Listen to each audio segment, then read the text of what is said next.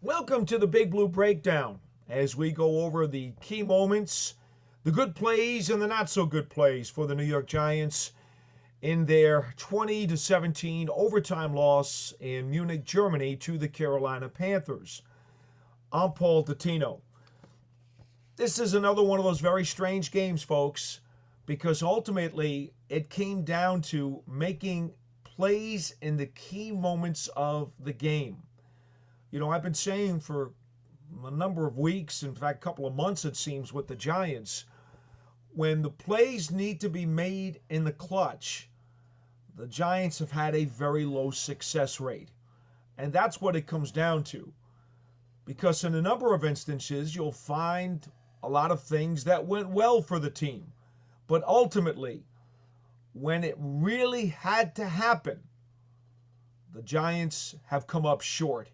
And that's the reason they lost this game. Let me give you just another example of how this season has gone. The Giants lost the turnover battle 3-1. We always know coaches say that could be the most important stat each and every weekend. Well, that favored Carolina. Another one of those key stats, the red zone. The Giants were 1 for 3, including 2 interception-killing drives. The Panthers were 2 for 2 with 2 touchdowns. Now, I like to call it the scoring zone, and nobody takes official tabulations on this. But for me, the scoring zone is anytime you get to the opponent's 30-yard line, because you should consider a 47-yard field goal almost automatic by today's NFL standards. Well, the Giants scored only once with 3 empty opportunities on 4 trips to the Panthers' 30 or in. And when you get empty opportunities in the scoring zone, chances are not very good that you're going to prevail. The Giants had a 43-yard missed field goal that was wide right. And they sustained 2 interceptions. Xavier Woods coming up with a pass that was deflected, and Josie Jewell stealing a ball that was thrown behind Tyrone Tracy. So 1 touchdown on 4 possessions that reached at least the Panthers' 30-yard line. 3 empty opportunities. To me, that right there, the scoring zone number is really the thing that has come back and bitten the Giants in the butt time after time after time, now that they have lost 5 in a row and have fallen to 2-8 on the season. Now, one thing that head coach Brian Daboll talked about after the game was a play that it sounds as though he would like to have back. And this was one of those situations that may have helped the Giants score, or at least change some of the flow or tempo or field position in the game, but it turned out to be a situation that became an advantage for Carolina, at least when you get down to the nitty-gritty of it. Giants had a chance with about 8 minutes to go in the second quarter on a 3rd and 1 from their own 49-yard line. Now, they're trailing 10-0 here, as the Panthers have really taken a control of the game through a quarter and a half. And the Giants start off at their own 24. They get a Tracy run for 5, a Tracy run for 11, a Tracy run for 5, and then a 4-yard quick hitter to Malik Neighbors. On 3rd down, the Giants, with only 1 yard to move the sticks, they try a flea flicker pass. Flea flicker passes take some time to develop, and DJ Wanham, pass rusher from the Panthers, he is their lead pass rusher now, at least he was intended to, now that they had traded Brian Burns to the Giants during the offseason. Wanham had come over from the Minnesota Vikings, where last year he had 8 sacks. He was expected to be their lead edge rusher, but he was on the PUP list injured for the entire first part of the season. Just got activated in time for this game. Well, he winds up coming up with a sack on that flea flicker, and on 4th and 9, the Giants had to punt the ball away. Now remember, on their previous drive, they had missed a 43-yard field goal as they got down into Carolina territory. So they were starting to gain a little bit of a foothold of momentum. And here they are at midfield, and things stalled. Now, on that flea flicker pass, which obviously the Giants understand that if you're going to try one of those, midfield is usually the area that you are going to try it. Now, on one side of the case, you could say the Giants had just run the ball 3 times in a row against a team that was soft in terms of rushing defense. So just run it, get the first down, and set up again. On the other side, what Brian Daboll probably thought when he called for the flea flicker is that that is the area you usually call it in. And the Panthers are probably thinking that, okay, the Giants are just going to try to stuff 1 yard out of this thing for a first down and clog the box. So why not go and see if you can hit them deep on a big play? So there are two sides of the logic here. Afterwards, Brian Daboll did say he wished that he had that call back. It took time to develop.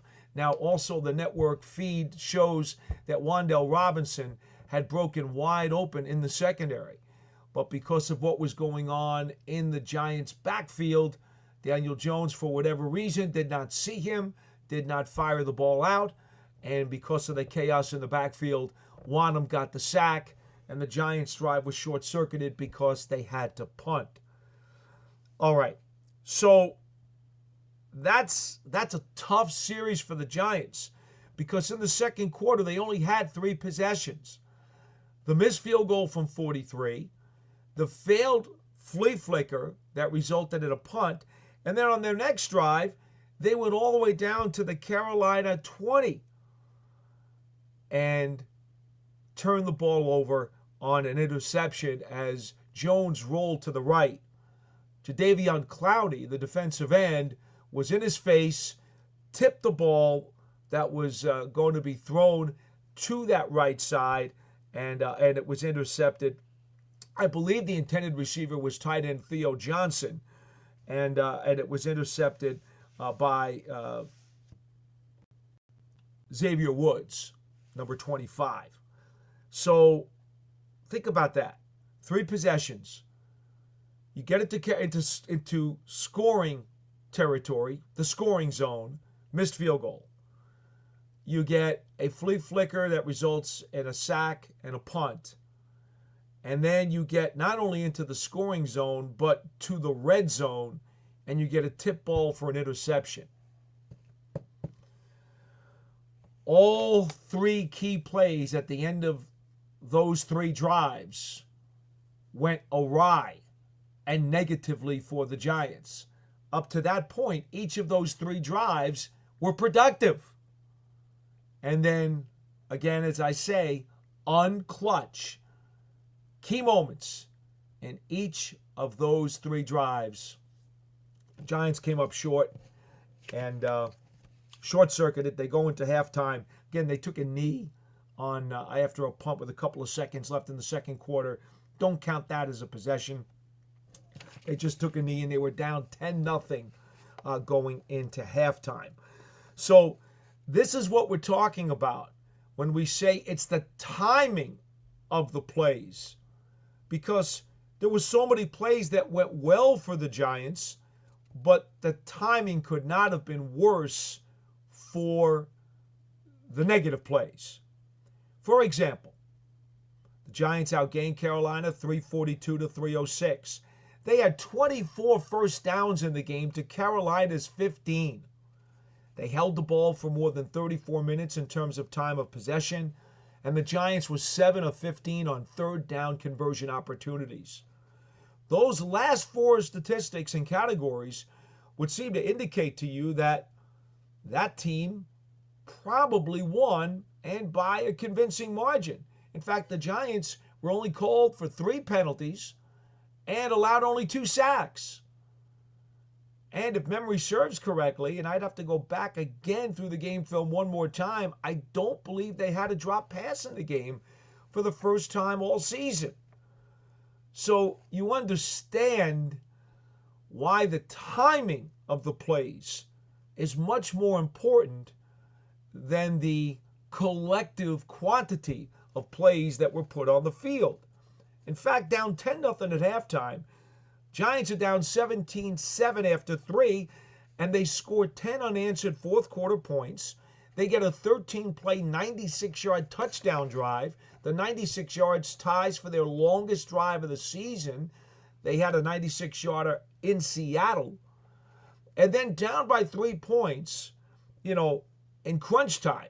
And by the way, crunch time was just absolutely a frenzy because there were 5 changes of possession over the final 8 minutes of this game. That's how wild and woolly it become. How chaotic the end of this game would turn out to be. And I'm talking about the final 8 minutes of the fourth quarter. I'm not even talking about the overtime where the Giants won the toss, got the ball, and fumbled it away on their first possession. But the final drive, with 2.5 minutes to go, the Giants take over, and the defense had held, so they get the ball at their own 21 following a Panthers punt.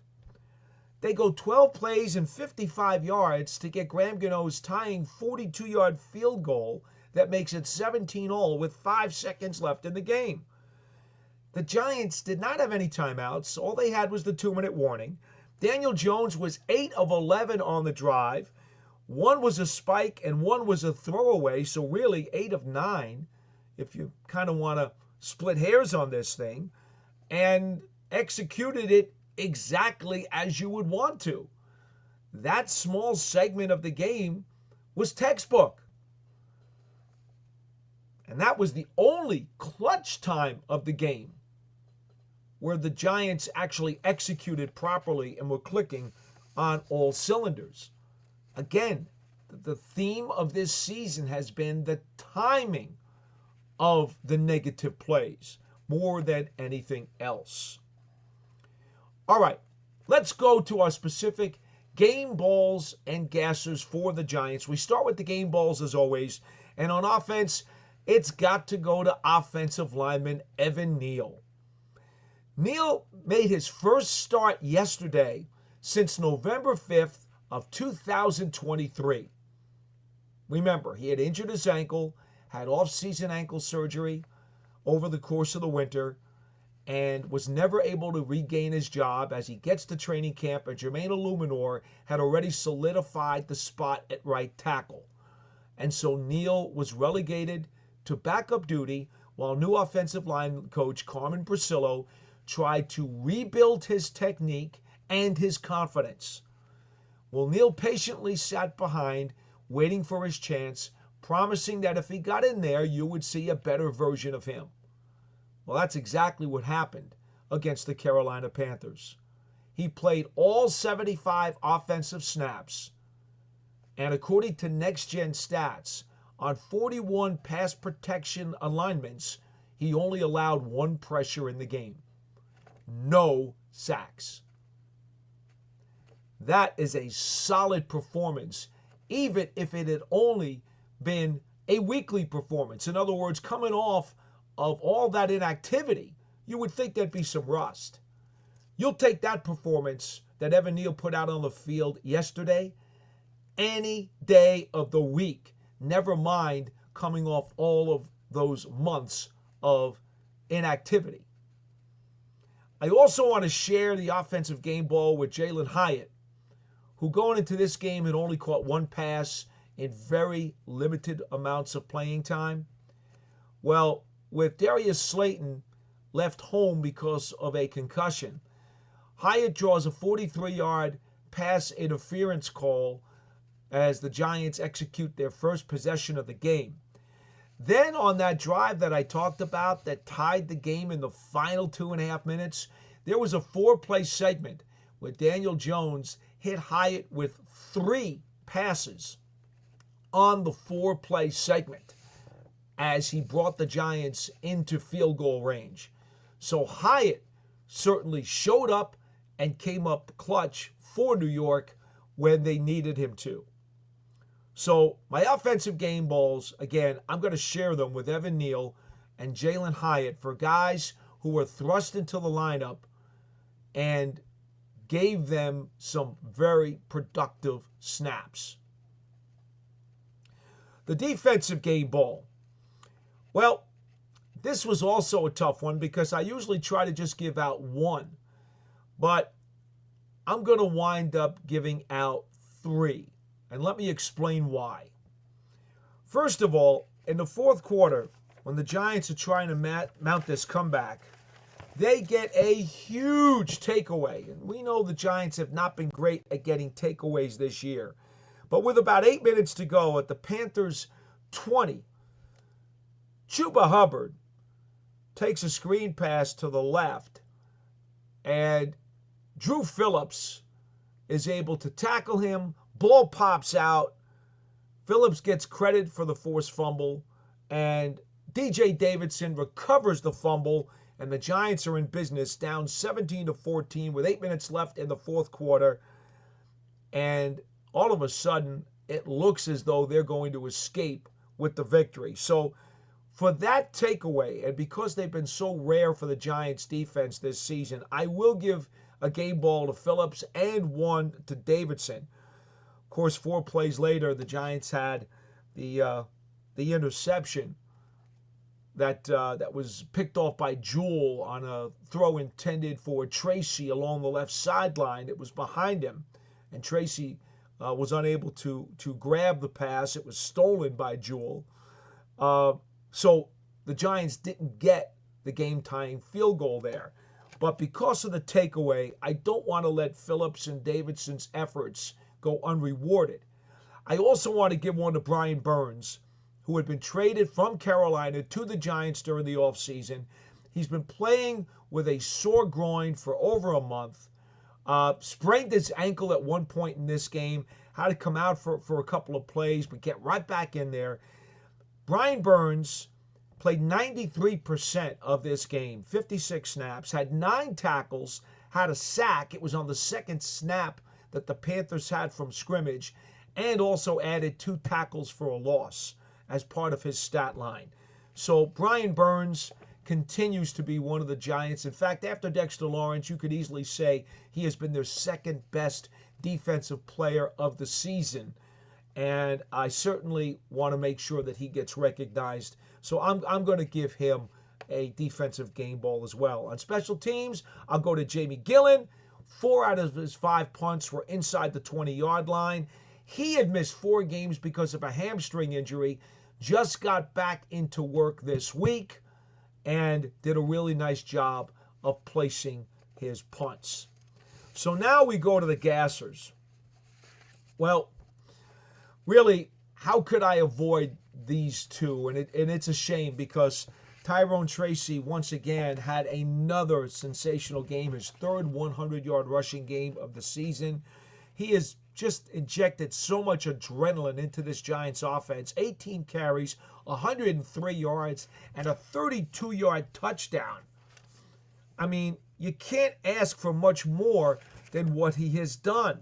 That touchdown coming in the third quarter that made it 10-7, cutting the Panthers' lead to 3. But it was Tracy's fumble on the first offensive snap in overtime, forced out by A'Shawn Robinson, the former Giants defensive tackle, which ultimately allowed the Panthers to kick the game-winning field goal. And once again, this goes back to our theme, does it not? And by the way, it was Josey Jewell who had that earlier interception, who recovered the fumble. We go back to that theme about key spots, poor timing for the Giants to have a negative play. We'll also, quite frankly, go to Daniel Jones because he had a very poor first half, 6 of 14 for only 54 yards, 1 interception. He was sacked once in that first half. He just couldn't get anything, to finish offensively. We talked to you earlier in this report about how the Giants had 3 second-quarter possessions. Yes, I know there was a missed field goal in there, and the quarterback's not responsible for that. But certainly on the other 2 offensive drives where they had some opportunities to gain some traction. Key plays at the end of those drives resulted in the Giants coming up empty. So a really rough first half for Daniel Jones. So for that, and also obviously the interception that was thrown behind Tracy inside the final 8 minutes of the fourth quarter, although the Giants were able to overcome that, and he did lead them to that tying field goal. We still have to look at giving Jones an offensive gasser along with Tyrone Tracy. Again, I do want to mention they did come back from that fourth quarter interception to get the tying field goal because of Jones's final drive in the last 2 minutes of the fourth quarter. Defensively, I just have to go to the front seven. I can't single anybody out here for a particular play because they gave up 153 yards on 28 carries to Chuba Hubbard. 188 rushing yards on the day. The Giants defense, which came in leading the NFL in sacks, only had 1 sack. And you got to get to the quarterback more often than that. In fact, they only had 4 quarterback hits. So pass rush on a number of occasions was just a tad too late. And that split-second difference can change the entire result of the play. So the pass rush wasn't as ferocious as it needed to be. And obviously, the rush defense, which continues to be a problem giving up big plays, was also not where it needed to be. In fact, on the day, the Giants gave up 6 plays of 20 or more yards, and only 2 of those 6 plays were pass plays. 4 of them were run plays that gashed the defense for huge chunks of yardage. So the front seven, okay, the front seven gets the defensive gasser for this week. And on special teams, we go to Graham Gano. He missed 7 games because of a hamstring injury. He comes back to being the kicker this week and wide right on a 43-yard field goal attempt in the second quarter. We talked about it as one of the scoring zone possessions during which the Giants came up empty. Gano would later hit the game-tying field goal with 5 seconds left in the fourth quarter, but he missed from 43 and made one from 42.